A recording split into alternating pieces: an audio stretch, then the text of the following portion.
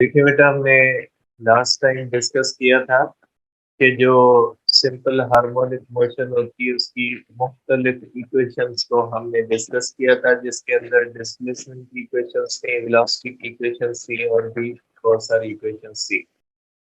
आज हम डिस्कस करते हैं कि जब कोई भी बॉडी सिंपल हार्मोनिक मोशन में होती है तो उसके अंदर एनर्जी क्या होती है या एनर्जी कितनी होती है, इसके बारे में हम डिस्कस करेंगे कि एनर्जी कितनी है या एनर्जी को किस तरह से हम कैलकुलेट करेंगे बेटा। तो इस तरह से आज हमारा जो टॉपिक रहेगा बेटा वो होगा एनर्जी ऑफ पार्टिकल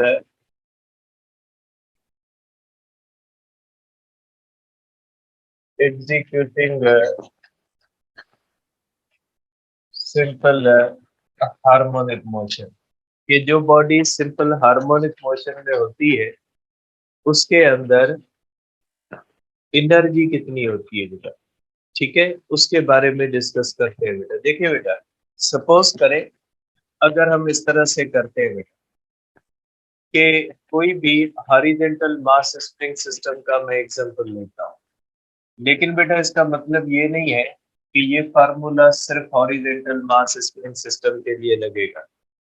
ये हर ऐसे पार्टिकल के लिए फार्मूला लग सकता है जो सिंपल हार्मोनिक मोशन है। मैं सिर्फ हॉरिजॉन्टल मास स्प्रिंग सिस्टम को लेके इसको ड्राइव कर रहा हूँ फार्मूले का, लेकिन ये एक ऐसा फार्मूला नहीं है जो सिर्फ सिंपल ये जो मास स्प्रिंग सिस्टम के लिए, ये हर उस ऑब्जेक्ट के लिए वैलिड होगा जो सिंपल हार्मोनिक मोशन के अंदर होता है बेटा।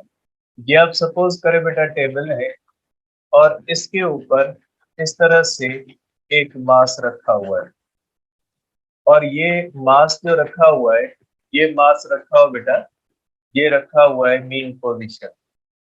और जब आपको पता है बेटा ये मीन पोजीशन पे होता है तो इसके ऊपर जो फोर्स होती है ये फोर्स जीरो होती है। फोर्स इसलिए जीरो होती है बेटा क्योंकि आपको पता है कि according to the Hooke's law ये जो फोर्स होती है डायरेक्टली प्रोपोर्शनल टू डिस्प्लेसमेंट होती है। और मीन पोजीशन पे डिस्प्लेसमेंट क्या होता है, जीरो होता है। स्प्रिंग न स्ट्रेच्ड है न कंप्रेस्ड है, तो आप कहेंगे कि इसके अंदर फोर्स जो है वो जीरो है। अब अगर इसको हम इस तरह से स्ट्रेच करके इस तरफ लेके जा रहे हैं, इस स्प्रिंग को हमने स्ट्रेच किया बेटा और स्ट्रेच करके हम इसको ले आए एक्सट्रीम पोजीशन पे बेटा, तो हमने फोर्स लगाई बेटा और फोर्स लगाने के बाद इस बॉडी ने डिस्प्लेसमेंट तय किया। ठीक है, यहाँ पे हमने बेटा फोर्स अप्लाई की है। ठीक है, हमने फोर्स अप्लाई की और फोर्स अप्लाई करने की वजह से इस बॉडी ने डिस्प्लेसमेंट तय किया एक्स। और ये जो डिस्प्लेसमेंट एक्स तय किया है ये अगेंस्ट इलास्टिक फोर्स किया है, क्योंकि स्प्रिंग जैसे हमने स्ट्रेच करना शुरू कर दिया स्प्रिंग के अंदर एक रिस्टोरिंग फोर्स पैदा होना शुरू हो। और जैसे जैसे हम इसको अप्लाइड फोर्स लगा के हम ले गए from mean position to extreme position, तो जैसे जैसे हम एक्सट्रीम की तरफ लेके जा रहे हैं इसको, तो आपको पता है कि रिस्टोरिंग फोर्स बढ़ती है। रिस्टोरिंग फोर्स इसलिए बढ़ती है क्योंकि according to the Hooke's law restoring force directly proportional होती है डिस्प्लेसमेंट के। जैसे बॉडी मीन से एक्सट्रीम की तरफ जाएगी तो डिस्प्लेसमेंट बढ़ना शुरू करेगा, डिस्प्लेसमेंट बढ़ना शुरू करेगा तो रिस्टोरिंग फोर्स बढ़ना शुरू कर देगा। ठीक है, इसका मकसद है कि मीन से एक्सट्रीम की तरफ हम जब जाते हैं तो हमारी अप्लाइड फोर्स की वजह से बॉडी डिस्प्लेसमेंट तय करती है, मीन्स वर्क होता है। और ये जो वर्क होता है ये अगेंस्ट इलास्टिक फोर्स होता है, क्योंकि इलास्टिक फोर्स इसको पीछे ले आने की कोशिश करती है, हम इसको आगे ले जा रहे हैं। और तीसरी बात इसके अंदर ये होती है कि ये work done by variable force होगा, क्योंकि रिस्टोरिंग फोर्स डिस्प्लेसमेंट बढ़ने से बढ़ेगी। तो अगर रिस्टोरिंग फोर्स डिस्प्लेसमेंट बढ़ने से बढ़ेगी तो अप्लाइड फोर्स भी हमें बढ़ानी पड़ेगी। नतीजा ये निकलेगा कि ये work done by variable force हो जाएगा। इसके अंदर एक अजम्पशन लिखी, अजम्पशन ये होती है इसके अंदर के mass moves from mean position to extreme position with uniform velocity. ठीक है, यूनिफॉर्म वेलोसिटी से मूव करता है, और यूनिफॉर्म वेलोसिटी से मूव करने का मकसद क्या होता है बेटा? Force applied is equal to restoring force is equal to K X. Magnitude बराबर होगा, फर्क सिर्फ ये होगा, रिस्टोरिंग फोर्स -x होगी और अप्लाइड फोर्स +x होगी। अप्लाइड फोर्स इसलिए +x होती है क्योंकि अप्लाइड फोर्स और डिस्प्लेसमेंट का डायरेक्शन जो होता है वो सेम होता है, जबकि रिस्टोरिंग फोर्स का डायरेक्शन डिस्प्लेसमेंट से अपोजिट होता है, इसलिए हम उसके अंदर नेगेटिव डालते हैं। तो अप्लाइड फोर्स की वजह से यहाँ पे वर्क पॉजिटिव होगा, और वर्क पॉजिटिव होने की वजह से इसके अंदर पोटेंशियल एनर्जी स्टोर होगी, क्योंकि ये हमारा जो अप्लाइड फोर्स की वजह से वर्क किया हुआ है वो अगेंस्ट रिस्टोरिंग फोर्स है, और अगेंस्ट अगर इलास्टिक फोर्स जब हम वर्क करते हैं तो वो स्टोर हो जाता है एज अ पोटेंशियल एनर्जी।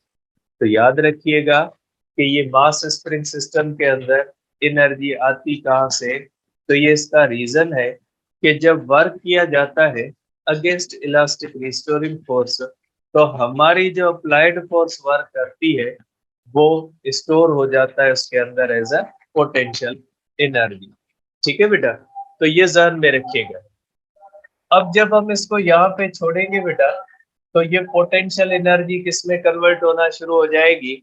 ये पोटेंशियल एनर्जी कन्वर्ट होना शुरू हो जाएगी काइनेटिक के अंदर, बिल्कुल इसी तरह से जैसे हम अगेंस्ट ग्रेविटी वर्क करेंगे तो वो पोटेंशियल एनर्जी में स्टोर हो जाएगा। जब हम इसको छोड़ेंगे तो पोटेंशियल एनर्जी किस में चली जाएगी? काइनेटिक में, क्योंकि कंजर्वेटिव फोर्स है ग्रेविटी। इसी तरह ये भी कंजर्वेटिव फोर्स है। जब हम स्प्रिंग को स्ट्रेच करते हैं तो हमारा वर्क स्टोर हो जाता है एज अ पोटेंशियल एनर्जी। जब हम इसको एक्सट्रीम पोजीशन पे छोड़ते हैं तो ये वापस मीन की तरफ भागना शुरू कर देता है। जब ये वापस मीन पोजीशन की तरफ भागना शुरू कर देता है तो इसका मतलब है कि इसके अंदर जो स्टोर की हुई पोटेंशियल एनर्जी थी वो काइनेटिक एनर्जी के अंदर जा रही है। और जब ये मीन पोजीशन पे पहुंचेगा तो स्प्रिंग न स्ट्रेच होगा न कंप्रेस्ड।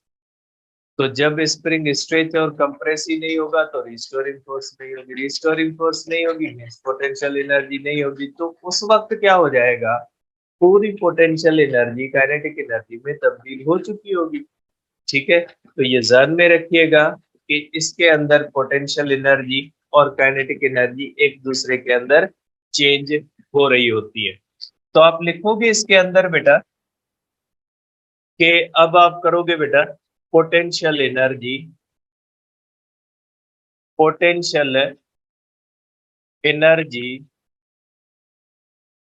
At any point. बेटा पोटेंशियल एनर्जी किसी भी जगह पे बेटा, किसी भी जगह पे पोटेंशियल एनर्जी बेटा हो जाती है। पोटेंशियल एनर्जी जितना वर्क करोगे बेटा, ठीक है, आप जितना वर्क करोगे किसी भी जगह पे उतनी पोटेंशियल एनर्जी स्टोर होगी, और वर्क हो जाएगा बेटा work done by variable force होता है। तो work done by variable force का मकसद है फोर्स इनटू डिस्प्लेसमेंट बेटा, लेकिन ये work done by variable force है इसलिए हम इसको एवरेज फोर्स करते हैं। और यहाँ पे इसके ऊपर जो ये फोर्स लगेगी ये बेटा फोर्स F2 कर ले, और ये Kx होगी।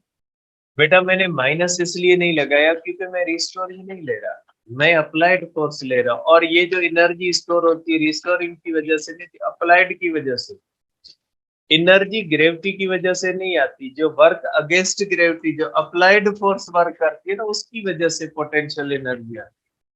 तो ये हो जाएगा बेटा आपके पास ये इस तरह से बेटा कि force average means F1 plus F2 upon 2 into x बेटा। अब आपके माइंड में होगा कि work done by variable force को तो छोटे छोटे हिस्सों में तकसीम करते हैं। बेटा वो तब करते हैं जब लंबा डिस्टेंस होता है, ये कोई इतना बड़ा डिस्प्लेसमेंट नहीं होता, ये डिस्प्लेसमेंट छोटा होता है। छोटा जब होता है ना तो उसको और छोटे हिस्सों से में तकसीम करने से बेहतर है कि आप एवरेज लें। तो ये एम्पलीट्यूड बहुत ही छोटा होता है वाइब्रेटिंग बॉडी का, इसलिए हम यहाँ पे स्मॉल स्मॉल इंटरवल्स के अंदर तकसीम करके work done by variable force नहीं कैलकुलेट करते, यहाँ पे हम एवरेज लेते हैं। ठीक है, तो ये आपके पास हो जाएगा बेटा, ये एवरेज होगा 0 प्लस होगा के x upon 2 into x.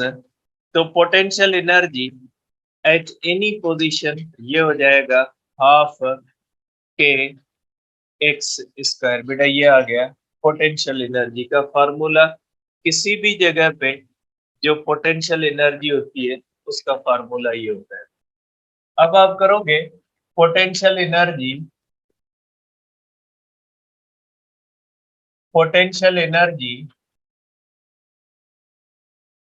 Eight mean position, और मीन पोजीशन पे डिस्प्लेसमेंट होता है बेटा 0।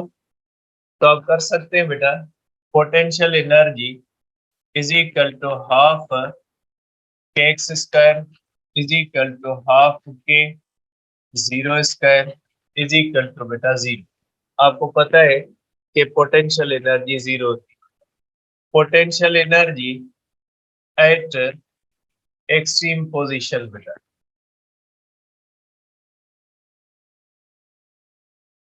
एक्सट्रीम पोजीशन पे पोटेंशियल एनर्जी कितनी होती है? एक्सट्रीम पोजीशन पे बेटा डिस्प्लेसमेंट हो जाता है एम्पलीट्यूड के बराबर। तो आप कर सकते हैं बेटा कि potential energy is equal to half के एक्स नॉट स्क्वायर। बेटा ये आ जाएगा एक्सट्रीम पोजीशन पे। अब हम करते हैं बेटा काइनेटिक एनर्जी का formula. Kinetic energy at any position, क्योंकि जब ये बॉडी इसको आप स्प्रिंग को छोड़ोगे तो पोटेंशियल एनर्जी किसमें चली जाएगी? काइनेटिक एनर्जी में चली जाएगी। ठीक है, तो हम ये देखते हैं कि काइनेटिक एनर्जी किसके बराबर होगी बेटा। काइनेटिक एनर्जी आपको पता है जनरल फार्मूला होता है हाफ एम वी स्क्वायर। किसी भी मोशन के लिए आप ये ट्रांसलेटरी के लिए भी इस्तेमाल कर सकते हैं, रोटेटरी के लिए भी कर सकते हैं, भाई किसी के लिए कर ले, कोई मसला नहीं है। तो ये हो जाएगा बेटा किसी भी जगह पे, ये आपको पता है बेटा वेलोसिटी किसी भी जगह पे हमने फार्मूला लास्ट टाइम डिस्कस किया था कि वेलोसिटी का फार्मूला होता है बेटा X not square minus X square whole square. ठीक है, तो ये हमने बेटा फार्मूला लास्ट टाइम किया था कि किसी भी जगह पे जो काइनेटिक एनर्जी होती है वो कितनी होती है। तो काइनेटिक एनर्जी हो जाएगी बेटा हाफ एम, और बेटा इसका स्क्वायर क्या हो जाएगा? इसका स्क्वायर के अपान एम होगा बेटा, और इसका स्क्वायर होगा x not square minus X square. Under radical हट जाएगा बेटा, ये गया इसमें, इज इक्वल टू हाफ के x not square minus X square. तो बेटा आप कर सकते हैं कि किसी भी जगह पे काइनेटिक एनर्जी जो होती है उसका फार्मूला हो जाएगा बेटा इस तरह से, हाफ के x not square minus X square. ये आ जाएगा काइनेटिक एनर्जी का फार्मूला। किसी भी जगह के ऊपर आप जब काइनेटिक एनर्जी देखोगे तो ये आ जाएगा फार्मूला बेटा। ठीक है, अब हम देखते हैं बेटा कि kinetic energy at mean position बेटा, काइनेटिक एनर्जी मीन पोजीशन पे देखते हैं बेटा।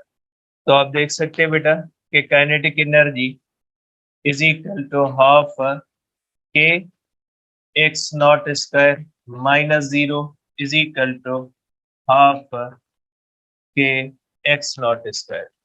ठीक है, अब आप इसका कर सकते हैं बेटा kinetic energy at extreme position बेटा।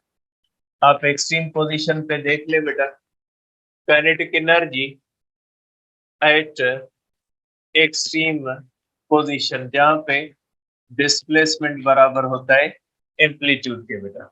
आप कर सकते हैं बेटा kinetic energy is equal to half के x not square minus x not square, क्योंकि एक्स किसके बराबर हो जाता है बेटा? एक्स नॉट के। तो ये हो जाएगी सी। बेटा एक्सट्रीम पोजीशन पे काइनेटिक एनर्जी जो होती है वो 0 होती है। तो इसका मतलब है कि काइनेटिक एनर्जी और पोटेंशियल एनर्जी एक दूसरे के अंदर तब्दील होती रहेगी। अब हम देखते हैं बेटा टोटल एनर्जी को, कि टोटल एनर्जी कितनी होगी बेटा। अब हम इसकी इक्वेशन करते हैं बेटा टोटल एनर्जी की। Total energy at any position बेटा, किसी भी पोजीशन पे टोटल एनर्जी कितनी होगी बेटा। Total energy E is equal to किसी भी जगह की kinetic energy plus potential energy, क्योंकि बेटा टोटल एनर्जी में दो ही आएंगी। इसके अंदर हम पढ़ते हैं कि जो ये सिंपल हार्मोनिक मोशन होती है इसके अंदर काइनेटिक और पोटेंशियल एनर्जी होती है बेटा। तो आप करोगे बेटा काइनेटिक एनर्जी किसी भी जगह की हाफ के x not square minus X square plus हो जाएगा हाफ के एक्स स्क्वायर। तो आप टोटल एनर्जी किसी भी जगह पे बेटा इंस्टेंटेनियस कर दे, किसी भी जगह पे टोटल हो जाएगी बेटा हाफ के x not square minus half के एक्स स्क्वायर प्लस हाफ के एक्स स्क्वायर। कैंसल बेटा, किसी भी जगह पे जो टोटल एनर्जी होती है वो हाफ के एक्स नॉट स्क्वायर। बेटा ये आ गया आपके पास किसी भी जगह पे अगर टोटल एनर्जी आप देखना चाहें तो वो कांस्टेंट रहती है, मींस टोटल एनर्जी किसी भी जगह पे directly proportional to the square of the amplitude बेटा। ठीक है, तो ये आप कांस्टेंट मानेंगे क्योंकि जो सिंपल हार्मोनिक मोशन होती है उसमें एम्पलीट्यूड क्या होता है, कांस्टेंट होता है। एम्पलीट्यूड कांस्टेंट होता है मींस टोटल एनर्जी कांस्टेंट, क्योंकि डिसिपेटिव फोर्स को तो हम ऐसे जीरो मान चुके हैं कि ये जो होती है इसके अंदर रेजिस्टिव फोर्स तो हम जीरो मानते हैं। जब रेजिस्टिव फोर्स हम जीरो मानते हैं तो डिसिपेट कौन करेगा, लॉस कौन देगा। तो यहाँ पे जो भी बॉडी सिंपल हार्मोनिक मोशन के अंदर होती है उसकी total energy remains conserve, not kinetic energy and potential. Kinetic और पोटेंशियल एक दूसरे के अंदर तब्दील होती रहती, टोटल एनर्जी रिमेन्स कंजर्व। ठीक है, अब आप करें total energy at mean position बेटा। टोटल एनर्जी मीन पोजीशन पे कितनी होती है बेटा। ठीक है, total energy at mean position is equal to kinetic energy mean position plus potential energy mean position. तो ये हो जाएगा काइनेटिक एनर्जी मीन पोजीशन पे हाफ के x not square, potential energy zero. तो total energy at mean position is equal to half के x not square. Same formula आया, means जिस जगह पे भी देखोगे वो टोटल एनर्जी वही आनी है। ठीक है, means total energy at mean position directly proportional to the square of the amplitude. अब आप करोगे टोटल एनर्जी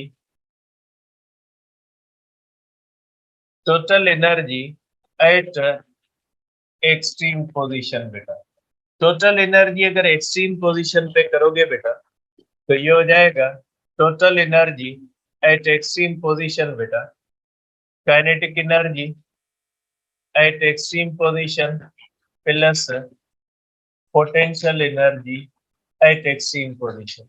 आपको पता है बेटा total energy at extreme position kinetic energy zero, potential energy half के एक्स नॉट स्क्वायर।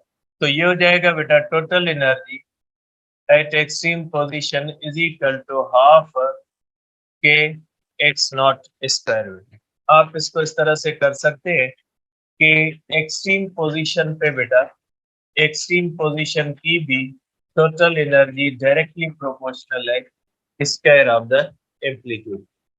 तो आप देख सकते हैं बेटा किसी भी जगह पे अगर आप टोटल एनर्जी देखते हो तो वो एक जैसी रहती है। इसका मकसद है, आप इसको कह सकते हैं, आप इसका कंक्लूजन लिख सकते हैं। आप इसका कंक्लूजन ये लेंगे बेटा कि टोटल एनर्जी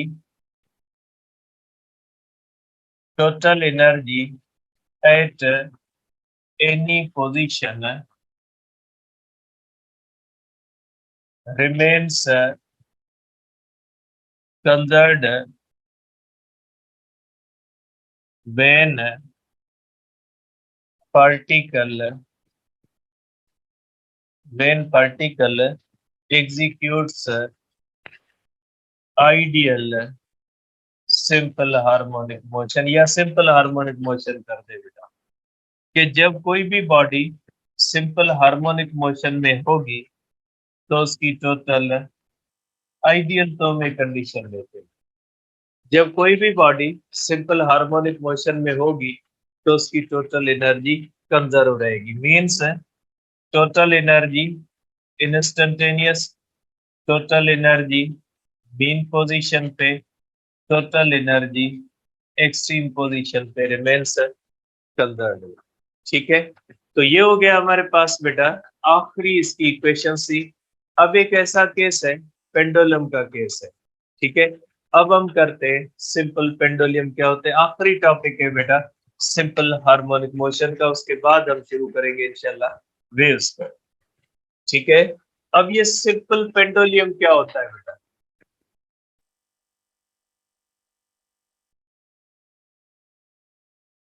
ठीक है, सिंपल पेंडुलम जो होता है बेटा, पेंडुलम बहुत सारे होते हैं, कोनिकल होता है, ये होता है, वो होता है, लेकिन आपने उसके अंदर नहीं जाना, आपने सिर्फ सिंपल पेंडुलम को पढ़ना है। ठीक है, अब ये सिंपल पेंडुलम क्या होता है बेटा। सिंपल पेंडुलम का मकसद है कि कोई भी छोटा सा स्टील का बाल ले, उसको एक धागे के अंदर जो है वो सस्पेंड कर दे, तो ये आपका सिंपल पेंडुलम बनता है। और ये जो धागा होता है ये स्ट्रिंग कहलाता है, और इस स्ट्रिंग की कुछ स्पेसिफिक प्रॉपर्टीज होनी चाहिए जो पेंडुलम बनाती है।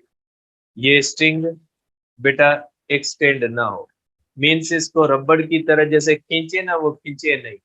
ये इतना हार्ड हो कि हम इसको खींचे टूट जाए, लेकिन इसमें एक्सटेंशन ना है, मीन्स ये थोड़ा भी लंबा ना हो, और ये ज्यादा वेट वाला ना हो, वेटलेस हो, हल्का हो। ठीक है, धागा हल्का लेना है और जिसके अंदर एक्सटेंशन ना आए।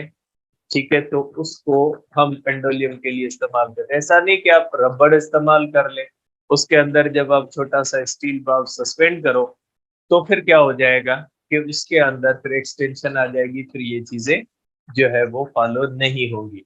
तो सिंपल पेंडुलम जो होता है वो इस तरह से बनता है बेटा। सपोज करें इस तरह से बेटा, हम एक सिंपल पेंडुलम बनाते हैं बेटा। ये इसके अंदर बेटा इस तरह से एक धागा है, और इसके अंदर एक छोटा सा बाल हम सस्पेंड करते हैं बेटा इस तरह से।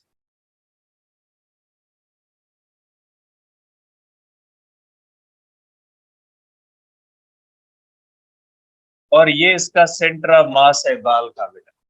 ठीक है, ये इस बाल का बेटा सेंटर ऑफ मास होता है। अब बेटा इसकी लेंथ क्या होती है बेटा, याद रखिएगा कि पेंडुलम की लेंथ का मकसद है कि पॉइंट ऑफ सस्पेंशन से लेकर सेंटर ऑफ मास तक बेटा जिस जगह पे ये सस्पेंडेड होता है, इसको ध्यान में रखिएगा बेटा कि लेंथ ऑफ द पेंडुलम जो होती है बेटा, वो हम सिर्फ धागे की नहीं लेते। जो उसके अंदर बॉब जो होता है बेटा, वो उसके अंदर जो सस्पेंडेड होता है, उस बॉब का जो सेंटर ऑफ मास होता है, उस सेंटर ऑफ मास से लेकर सस्पेंशन पॉइंट तक हम इसकी लेंथ लेते हैं बेटा। ठीक है, अब अगर इसको थोड़ा डिस्प्लेस करें, अगर इसको इस तरह से डिस्प्लेस करें बेटा, ठीक है, मैं इसको यहाँ पे लिख देता हूँ। Length is taken, length is taken from centre of mass between करने में, centre of mass and suspension point में हम इसकी लेंथ को इसी तरह से कंसीडर करते हुए। ठीक है, यहां से लेकर यहां तक लेते। अब अगर इसको बेटा थोड़ा इस तरह से डिस्प्लेस करेंगे, सपोज करें ये पेंडुलम है,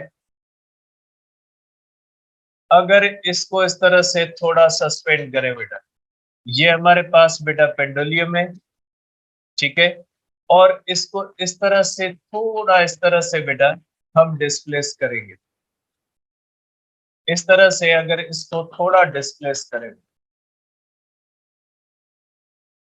अगर इसको थोड़ा डिस्प्लेस करेंगे बेटा इस तरह से, तो ये इस तरह से वाइब्रेट करेगा। और शर्त ये बेटा, ये जो थीटा हो, ये थीटा लेस देन 5 डिग्री हो। अगर थोड़ा करेंगे तो ये बेस्ट रहेगा बेटा, ठीक है। अगर थोड़ा इसको इस तरह से डिस्प्लेस करके छोड़ेंगे तो वाइब्रेट करना शुरू कर देगा और इसकी मोशन वाइब्रेटरी हो जाएगी। थीटा हमने लेस देन 5 इसलिए रखनी है क्योंकि अगर 5 डिग्री से बड़ी करेंगे ना, तो जितनी एंगल बड़ी होगी ना, तो फिर वो रस्सी जो होगी वो ढीली हो जाएगी। रस्सी जब ढीली हो जाएगी तो फिर ये जो है वो इसकी मोशन थोड़ी डिस्टर्ब हो जाएगी, इसलिए इसकी एंगल ज्यादा नहीं देने। मैंने जस्ट एक लेस देन 5 डिग्री लिखा है, लेकिन जरूरी नहीं 5 डिग्री में छोटी हो, ठीक है, इतनी एंगल हो ताकि उस एंगल की वजह से जो स्ट्रिंग है उसके टेंशन के अंदर कोई भी डिस्टर्बेंस ना आए, ठीक है। तो आप कह सकते हैं कि ये एंगल हमने छोटी रखनी, छोटी रख के इसको डिस्प्लेस करेंगे तो ये इस तरह से वाइब्रेट करेगा, ठीक है। और अगर एयर रेजिस्टेंस नहीं है, अगर एयर रेजिस्टेंस नहीं है तो इसकी मोशन जो होगी वो पीरियाडिक हो जाएगी, ठीक है, in absence of air resistance. मैं लिख देता हूं बेटा, इन एब्सेंस, यहाँ पे लिख देता हूं, in absence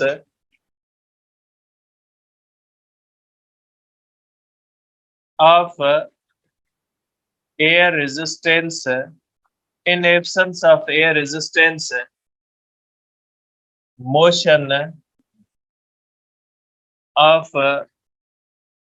pendulum becomes periodic vibratory or simple harmonic motion।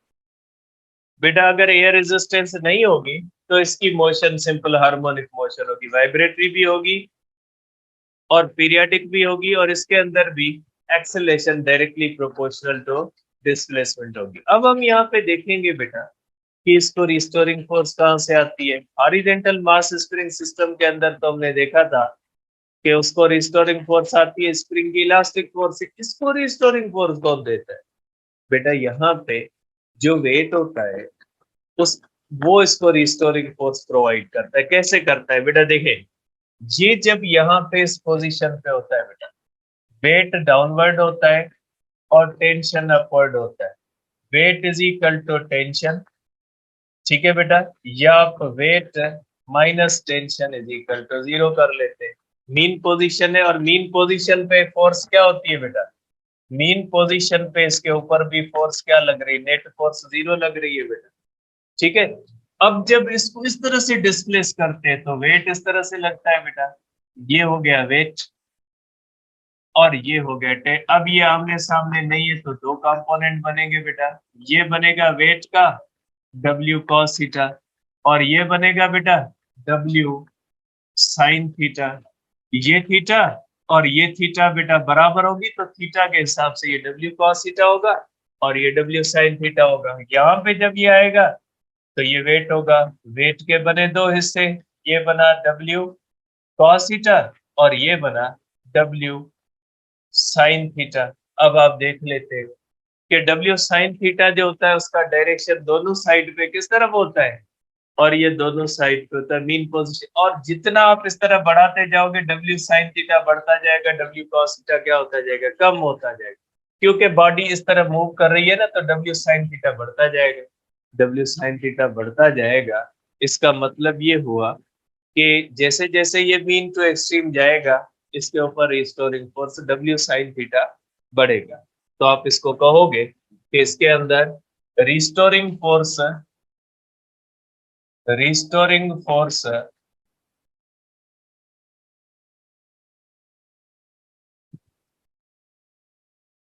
is provided by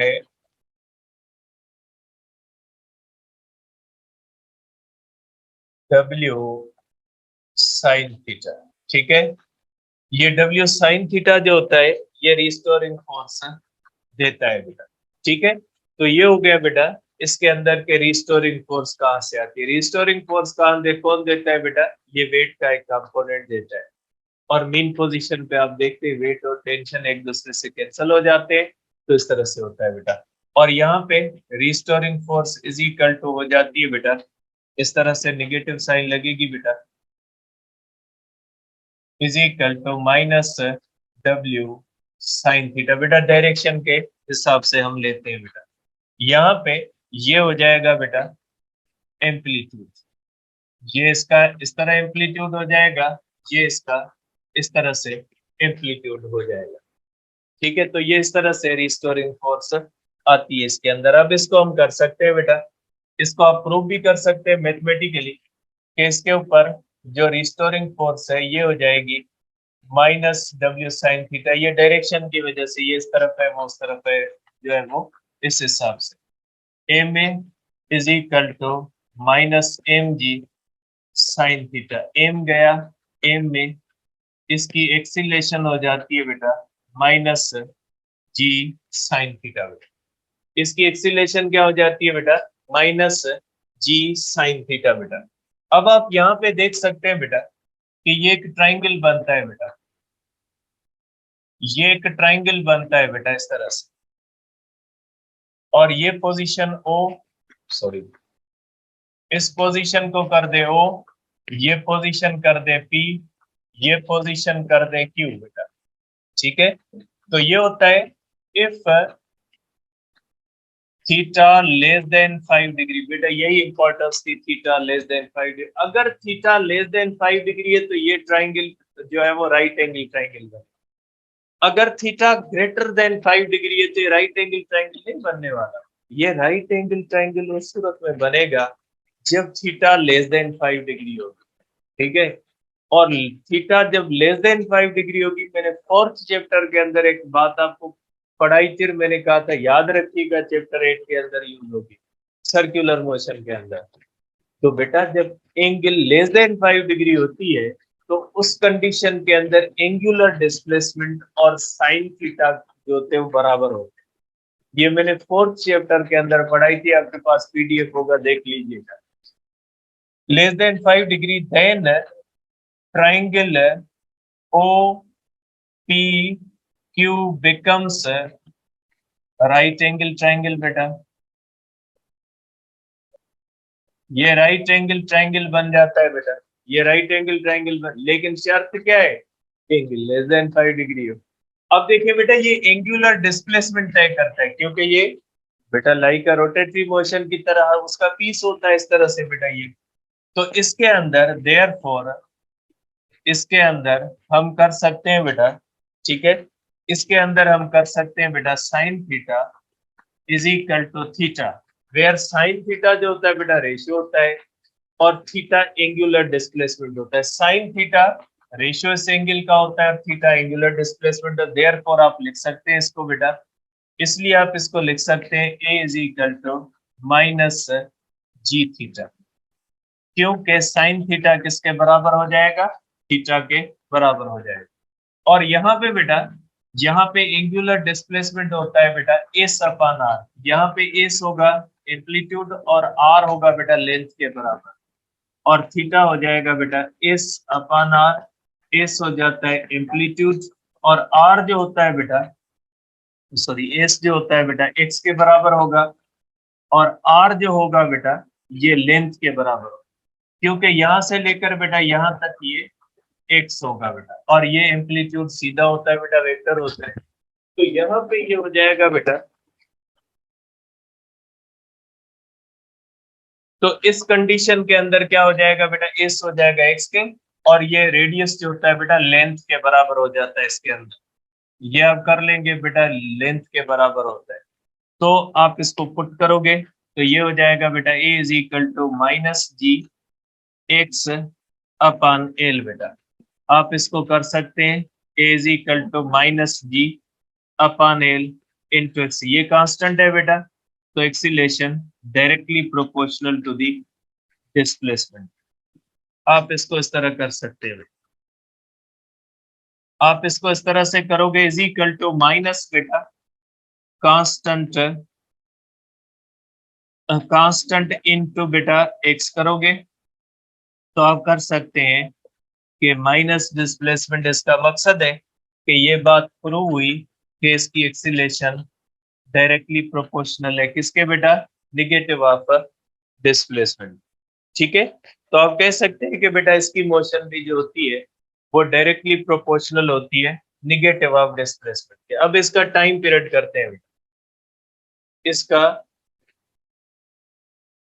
time period करते हैं बेटा, इसका टाइम पीरियड करते हैं कि इसका टाइम पीरियड कितना होगा।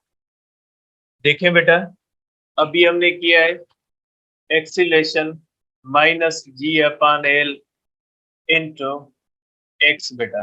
आपको पता है कि जनरल केस से एक्सीलेशन होती है minus omega into x. Compare करें बेटा, क्योंकि ये general case of simple harmonic motion है, comparing equation A and equation B बेटा। ठीक है, तो आप करोगे इसको बेटा minus omega square into x minus g upon L into x गया एक्स में बेटा, ये गया इस तरह से बेटा। और ओमेगा जो होता है बेटा, यहां से आप करोगे omega under radical g upon L होगा बेटा। आप इसको कर सकते हैं बेटा, ओमेगा होता है 2 pi upon T is equal to under radical g upon L बेटा। आप बाई क्रॉस मल्टीप्लीकेशन करोगे 2 पाई अंडर, ये इस तरफ जाएगा ये इस तरफ जाएगा बेटा, 2 पाई अंडर रेडिकल एल अपान जी, ये इसका टाइम पीरियड का फार्मूला है बेटा।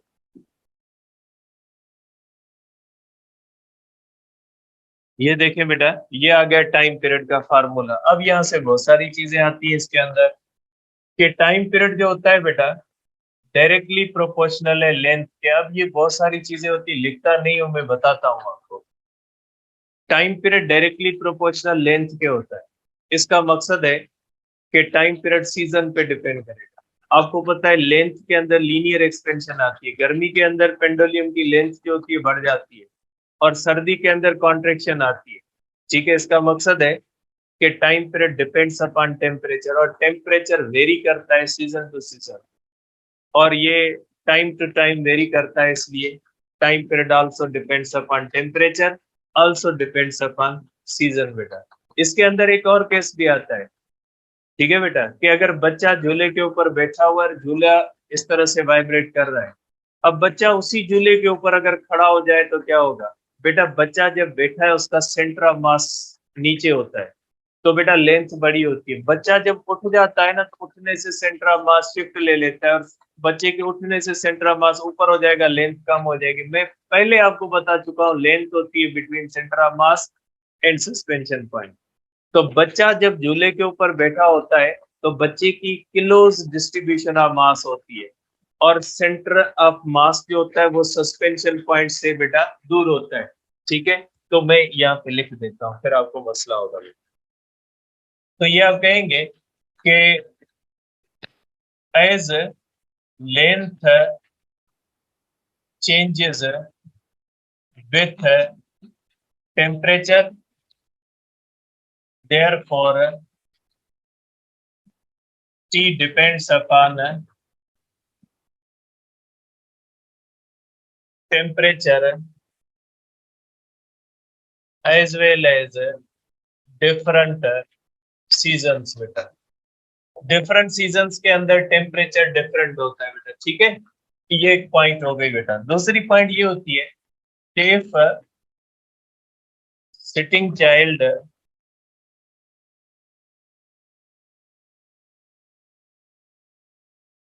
on swing stands, then center of mass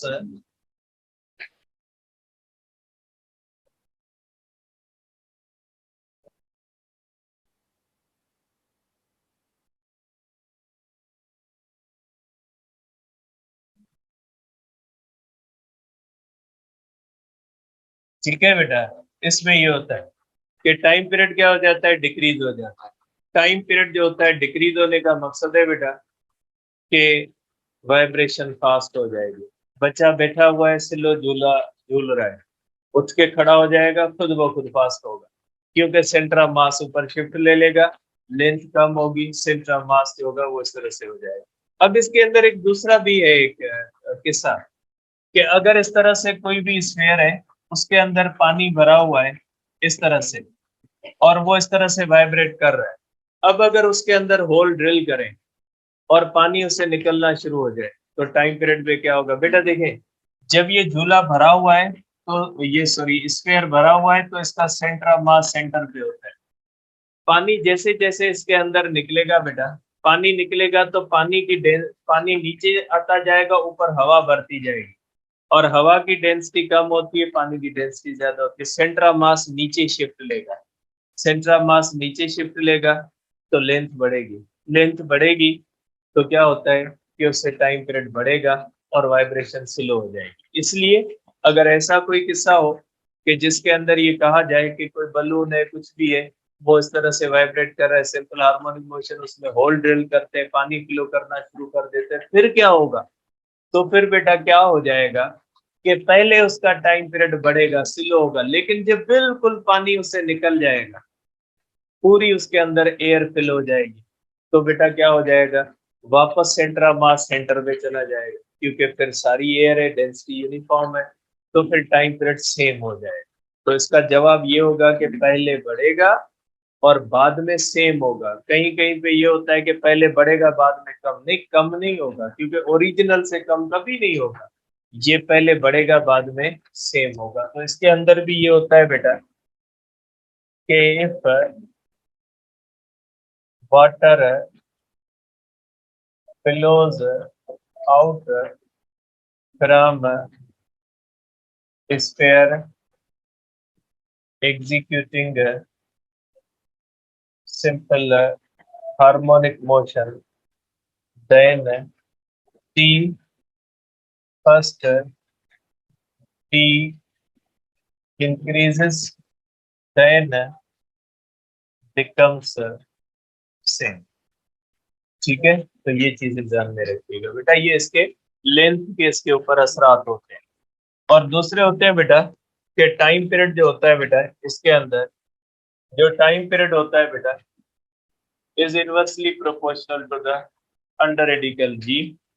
ठीक है, और इसका असर आपको पता है कि g varies point to point, therefore T changes point to point. ठीक है, ये आपका सिंपल हार्मोनिक मोशन जो है कंप्लीट। ठीक है, कल इंशाल्लाह करेंगे हम रेस के बाद। ठीक है, एक मिनट बेटा, एक मिनट, एक एक मिनट, ये आपको दिखा देता हूँ। और एक पॉइंट भी रह गई बेटा, आपको एक पॉइंट में लिखो, एक पॉइंट भी रह गई बेटा कि T is independent of amplitude. इसके अंदर भी टाइम पीरियड एम्पलीट्यूड से इंडिपेंडेंट है, टाइम पीरियड पे कोई फर्क नहीं पड़ता एम्पलीट्यूड का एंड मास।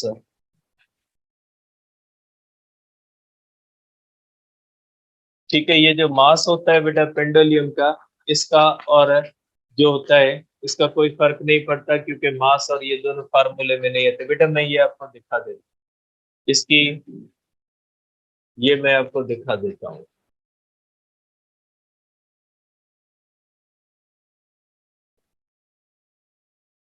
कंप्यूटर ये दे, कंप्यूटर बंद हो गया।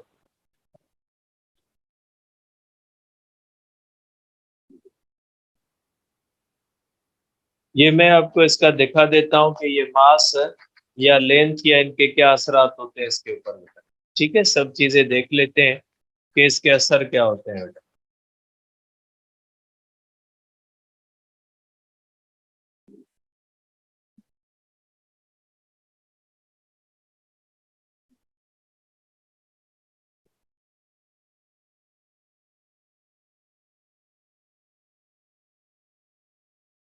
बेटा देखें कि यहाँ पे बेटा आप जी की वैल्यू देखें कि जी की वैल्यू बेटा 9.8 है और मास 1 किलोग्राम है, और इनिशियल बेटा डिग्री 25 रखी हुई है। इनिशियल डिग्री को भले थोड़ा आप कम कर लें बेटा, इनिशियल डिग्री को हम 15 डिग्री कर देते हैं बेटा, ठीक है।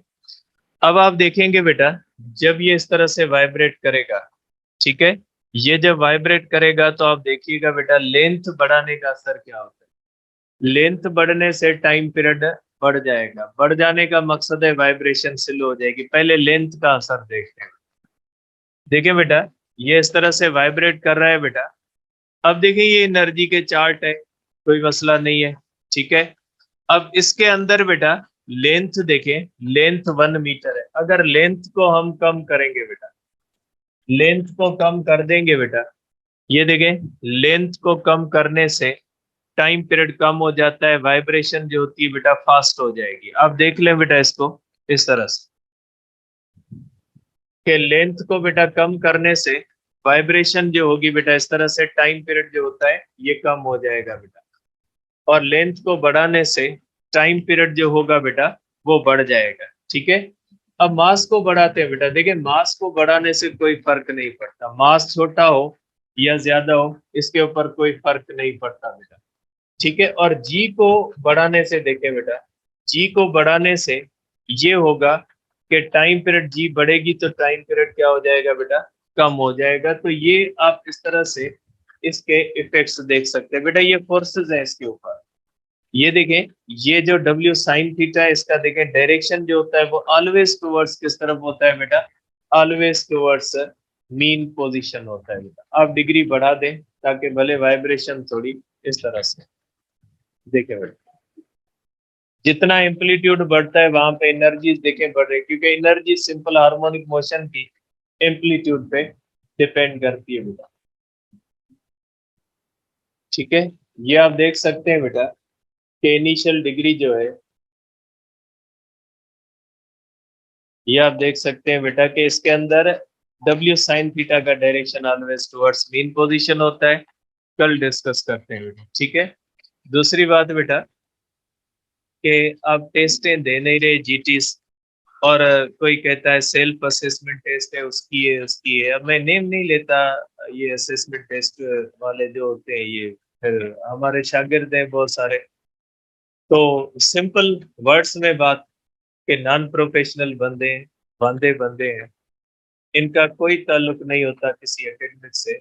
उनको टेस्ट बनाने का कोई एक्सपीरियंस नहीं होता, इरिलीवेंट टेस्ट देंगे, आप उससे मायूस होगे, आपकी मार्क्स आएंगी नहीं।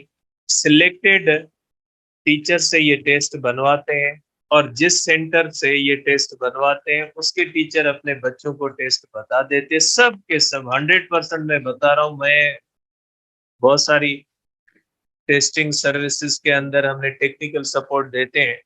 तो सब के सब जो टीचर जिससे टेस्ट बनवाते हैं सेल्फ असेसमेंट, वो अपने बच्चों को बता देते हैं, और इसके अंदर इंजीनियरिंग की जाती है, मखसूस बच्चों की मार्क्स बढ़ाई जाती है, और पर्टिकुलर स्टूडेंट्स को पर्टिकुलर चीजों को प्रमोट किया जाता है। इसलिए सेल्फ असेसमेंट टेस्ट की वजह से आप अपनी जो है वो स्टडी को तबाह करें, ये अकल की बात नहीं है। बाकी आप समझ सकते हैं, मैंने शॉर्ट वर्ड्स में क्लियर आपको बता दिया है कि ये सेल्फ असेसमेंट टेस्ट वाले होते कौन से हैं।